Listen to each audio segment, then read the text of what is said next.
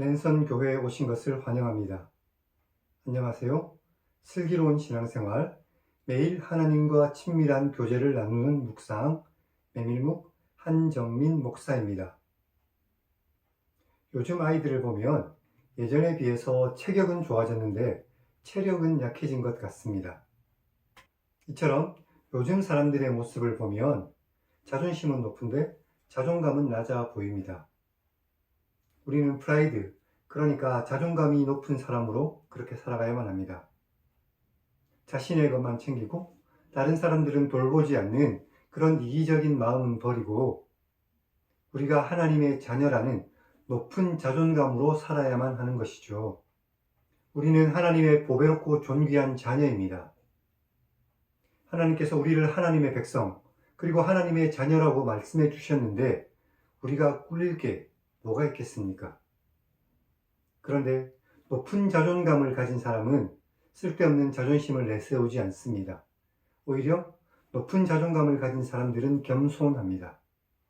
다른 사람들을 배려하고 아끼며 위해주는 그런 삶을 사는 것이죠. 하나님께서 그렇게 하셨기 때문입니다. 그러니 우리도 높은 자존감을 가지고 다른 사람들을 아끼며 사랑하는 그런 삶을 살아가기를 바랍니다.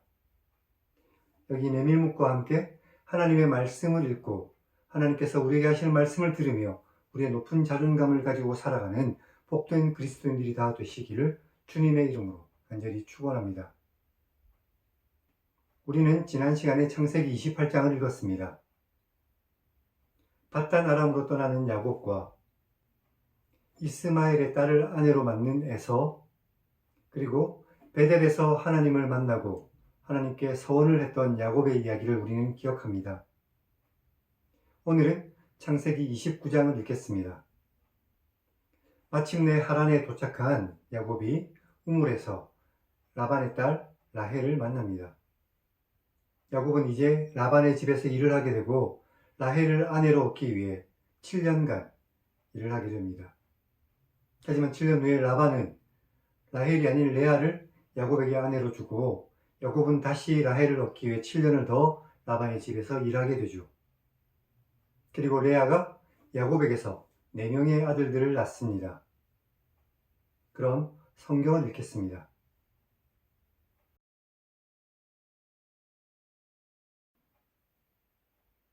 야곱이 길을 떠나 동방 사람의 땅에 도착했습니다. 살펴보니 들에 우물이 있고 그 곁에 양 3떼가 누워 있었습니다. 이것은 목자들이 그 우물에서 양떼에게 물을 먹이는 것이었습니다. 큰 돌로 우물 입구를 덮었다가 모든 떼가 모이면 그들이 우물 입구에서 돌을 옮기고 그 양떼에게 물을 먹인 후 다시 우물 입구 그 자리에 그 돌을 덮었습니다. 야곱이 그들에게 말했습니다. 내 형제여, 어디에서 왔습니까? 그들이 하란에서 왔습니다. 라고 대답했습니다. 야곱이 그들에게 말했습니다.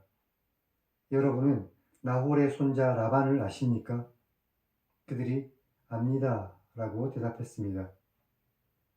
야곱이 그들에게 말했습니다. 그가 평안합니까? 그들이 말했습니다. 평안합니다. 지금 그의 딸 라헬이 양을 몰고 오고 있습니다. 야곱이 말했습니다.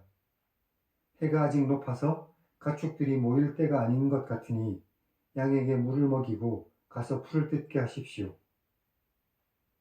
그들이 말했습니다. 우리가 그렇게 하지 못하겠습니다. 때가 다 모이고 목자들이 우물 입구에서 돌을 옮겨야 우리가 양에게 물을 먹입니다. 야곱이 그들과 말하는 동안에 라헬이 그의 아버지의 양과 함께 왔는데 라헬이 아버지의 양들을 치고 있었기 때문입니다. 야곱이 그의 외삼촌 라반의 딸 라헬과 그의 외삼촌의 양을 보고 나아가서 우물 입구에서 돌을 옮겨 외삼촌 라반의 양떼에게 물을 먹인 후 야곱이 라헬에게 입맞추고 소리내어 울었습니다. 그리고 라헬에게 자기가 라헬의 아버지의 조카이며 리브가의 아들이라는 것을 말하였습니다. 그러자 라헬이 달려가 그녀의 아버지에게 알렸습니다. 라반이 그의 조카인 야곱의 소식을 듣고 달려와서 야곱을 영접하여 안고 입맞추며 자기 집으로 인도하여 드렸고 야곱이 자기의 모든 일을 라반에게 말했습니다. 라반이 말했습니다. 너는 정말로 나의 혈육이다. 야곱이 라반과 함께 한 달을 살았습니다. 라반이 야곱에게 말했습니다. 네가 비록 내 조카이지만 어떻게 그냥 내 일을 하겠느냐? 너의 품삯을 어떻게 주면 될지 내가 말해보아라. 라반에게 두 딸이 있었는데 언니의 이름은 레아고 아우의 이름은 라헬이었습니다. 레아는 시력이 약하고 라헬은 곱고 아름다웠습니다. 야곱이 라헬을 더 사랑했습니다. 그래서 그가 말했습니다. 제가 외삼촌의 작은 딸인 라헬과 결혼하기 위해 외삼촌의 집에서 7년간 일하겠습니다. 라반이 말했습니다. 라헬을 너에게 주는 것이 다른 사람에게 주는 것보다 낫다. 그러니 너는 나와 함께 있어라. 야곱이 라헬을 위해 7년 동안 라반을 섬겼습니다. 하지만 라헬을 사랑했기 때문에 7년을 며칠같이 여겼습니다. 7년 후 야곱이 라반에게 말했습니다. 내가 일하기로 한 기한이 다 되었으니 이제 제 아내를 제게 주십시오. 제가 그에게 들어가겠습니다. 라반이 그곳 사람들을 다 모아 잔치를 벌이고 저녁에 그의 딸 레아를 야곱에게로 데려갔고 야곱이 레아와 동침했습니다. 라반이 또 그의 여종 실바를 그의 딸 레아에게 시녀로 주었습니다. 야곱이 아침에 일어나 보니 라헬이 아니라 레아였습니다. 그래서 야곱이 라반에게 말했습니다. 외삼촌께서는 어째서 저에게 이렇게 하셨습니까? 제가 라헬을 얻기 위해 외삼촌을 섬기지 않았습니까? 외삼촌이 저를 속이신 이유가 무엇입니까? 라반이 말했습니다. 언니보다 아우를 먼저 시집 보내는 것은 우리 지방에서는 하지 않는 일이다. 레아와 결혼했으니 레아를 위해 7일을 채워라. 그리고 우리가 라헬도 너에게 줄 것이니 내가 다시 나를 위해 7년 동안 섬기도록 해라. 야곱이 그의 말대로 그 7일을 채웠습니다. 그러자 라반이 딸 라헬도 야곱에게 아내로 주고 라반이 또 그의 여종 빌하를 그의 딸 라헬에게 주어 시녀가 되게 하였습니다. 야곱이 또한 라헬에게로 들어갔고 그가 레아보다 라헬을 더 사랑했기 때문에 다시 7년 동안 라반을 섬겼습니다. 여호와께서 레아가 야곱의 사랑을 받지 못하는 것을 보시고 그의 태를 여셨지만 라헬은 자녀가 없었습니다. 레아가 임신하여 아들을 낳고 그 이름을 보라 아들이다 라는 뜻의 르우벤이라 지으며 여호와께서 나의 괴로움을 돌보셨으니 이제는 내 남편이 나를 사랑할 것이다 라고 말했습니다. 레아가 다시 임신하여 아들을 낳고 여호와께서 내가 사랑받지 못함을 들으셨기 때문에 내게 이 아들도 주셨다 라고 말하며 아들의 이름을 들으심이라는 뜻의 시므온이라 지었습니다. 레아가 또 임신하여 아들을 낳고 내가 그에게 새 아들을 낳았으니 내 남편이 지금부터 나와 연합할 것이다 라고 말하며 그의 이름을 연합함이라는 뜻의 레위라고 지었습니다. 레아가 또 임신하여 아들을 낳고 내가 이제는 여호와를 찬송하리로다 라고 말하며 이런 이유로 아들의 이름을 찬송함이라는 뜻의 유다라고 지었고 레아의 출산이 멈추었습니다.